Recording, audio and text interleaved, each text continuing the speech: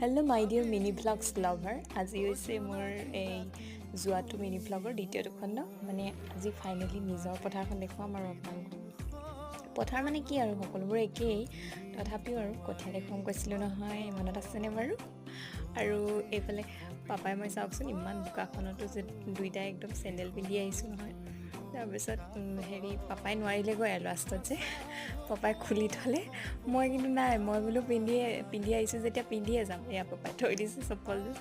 তাৰপিছত পাপাই গৰু সলাবলৈ বুলি গ'ল আৰু মই ভাবিলোঁ আমাৰ কঠীয়াখিনি এবাৰ চাই আহোঁ ওচৰৰ পৰা, মই এবাৰ চোৱা নাই নহয় কি কিনো পাৰিছে বোলো।